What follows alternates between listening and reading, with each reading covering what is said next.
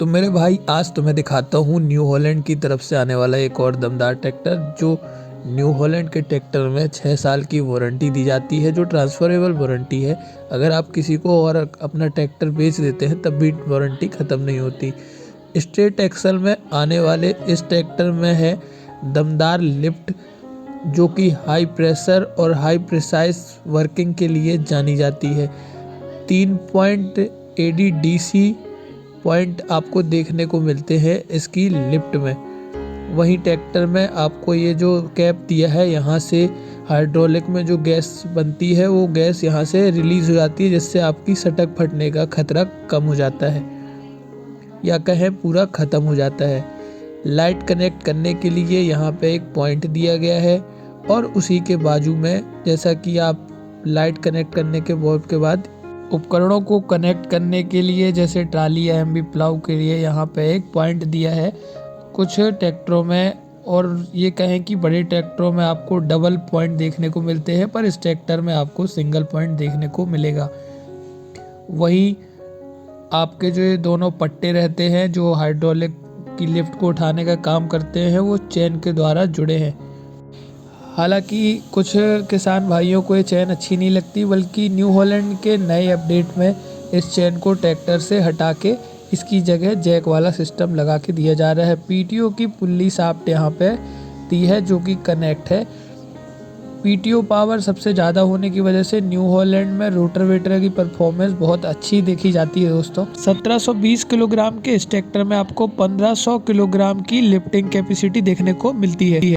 आगे का टायर 616 होने के साथ साथ सीएट कंपनी का टायर है, और पीछे वाला टायर 13/6/28 का सीएट का आयुष्मान टायर कहलाता है, जो कि अच्छी परफॉर्मेंस के लिए जाना जाता है। 2365 सीसी के दमदार 3 सिलेंडर के इंजन में आप 2000 रेटेड RPM पर इंजन की पूरी 35 हॉर्स पावर का इस्तेमाल कर सकते हैं। वहीं डीजल को साफ़ करने के लिए 2 डीजल फिल्टर दिए हैं, जो छोटे से छोटे 4 माइक्रोन तक के कचरे को साफ़ करके इंजन को मिलने वाले डीजल की सप्लाई को प्योर रखते हैं।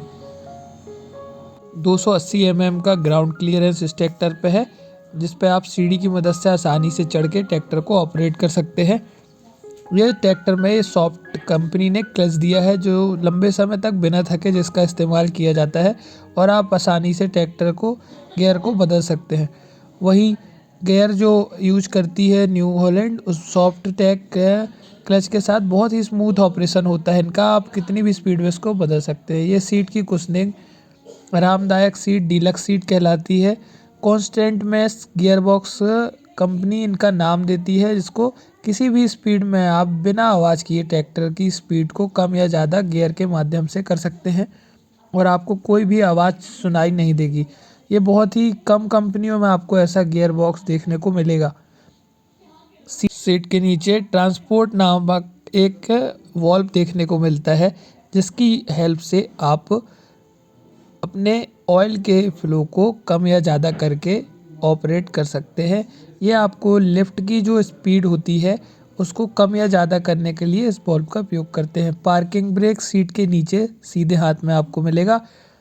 पार्किंग ब्रेक की मदद से आप खड़े ट्रैक्टर को ब्रेक लगाकर खड़ा कर सकते हैं। ये आपका PTO ऑपरेट करने के लिए गियर है। PTO के गियर का आप यहाँ से 1 मिनट में आपको यहाँ पे PTO के गियर का चार्ट दिखा देता हूँ। आगे की तरफ आपको 540, बीच में न्यूट्रल, और पीछे गियर की स्पीड के हिसाब से ग्राउंड स्पीड PTO देखने को मिल जाएगा इस ट्रैक्टर में। वहीं PC और DC लीवर के साथ आपको न्यू हॉलैंड के सभी ट्रैक्टरों में लिफ्टोमेटिक बटन देखने को मिलती है, जिसकी मदद से आपको बार बार PC और DC लीवर को छेड़ने की ज़रूरत नहीं पड़ती। आप लिफ्टोमेटिक बटन की मदद से ट्रैक्टर की लिफ्ट को ऊपर या नीचे आसानी से कर सकते हैं। टेंडम पंप देखने को मिलता है, जो हाइड्रोलिक के लिए अलग और पावर स्टीयरिंग के लिए अलग काम करता है। इसका फ्लो भी बहुत हाई होता है, जो 1 सेकेंड में माने अगर अपन तो आधा लीटर तक फ्लो करता है। ये सामान रखने के लिए बॉक्स रखा है कंपनी ने सीधे हाथ पे, इसकी पोजीशन यहाँ वहाँ हो सकती है अलग अलग ट्रैक्टरों पे। ये आपको कंपनी द्वारा प्लास्टिक का टैंक यूज किया जाता है जो जंग लगने की समस्या से छुटकारा दिलाता है। पावर स्टीयरिंग के ऑयल को स्टोर करने के लिए बोनट के नीचे आपको एक बॉक्स मिल रहा है। वाइट बॉक्स होने की वजह से आप इसके अंदर देख सकते हैं कि ऑयल कितना कम या ज़्यादा हो रहा है। सामने रेडिएटर पे आगे की तरफ कूलेंट विथ ओवरफ्लो रिजर्वायर है जो रेडिएटर में कूलेंट कम होने पर यहाँ से सप्लाई कर देता है। सामने की तरफ एमेरॉन की बैटरी लगा के रखी है। बैटरी सामने होने से जाली के द्वारा उस पर हवा लगती रहती है। दूसरा, अंदर होने की वजह से रख रखाव भी अच्छा हो जाता है। फ्रंट एक्सल में सिंगल स्टीयरिंग पावर स्टीयरिंग के साथ आपको देखने को टाई रॉड मिलती है। ये रॉड होने की वजह से तेज़ स्पीड में भी ट्रैक्टर का संतुलन एक बराबर बना रहता है और ट्रैक्टर अपना संतुलन नहीं खोता। सामने की तरफ सिंगल सिलेंडर होता है जिसका मेंटेनेंस करना आसान होता है और सिंगल सिलेंडर में ही पर्याप्त कटिंग मिलती है ट्रैक्टर की और ज़्यादा कटिंग करने के साथ साथ टर्निंग रेडियस भी इसका बढ़ जाता है। ये रहा न्यू हॉलैंड 3032 का साइड लुक। साइड से देखने में ये ट्रैक्टर बिल्कुल 3032 ट्रैक्टर जैसे ही दिखाई देता है। इंस्ट्रूमेंट क्लस्टर भी कंपनी ने चेंज करके इस ट्रैक्टर में दिया है। इंस्ट्रूमेंट क्लस्टर में अब आपको फ्यूल, स्पीड और डिजिटल में आपको कितने घंटे आपका ट्रैक्टर चल गया है वो दिखेगा। और नीचे ये रही न्यू हॉलैंड की स्टीयरिंग जो बहुत ही आरामदायक है पकड़ने में और इसकी मदद से ट्रैक्टर बहुत ही आसानी से घूम जाता है बिना थके क्योंकि इसका साइज़ बहुत छोटा सा है।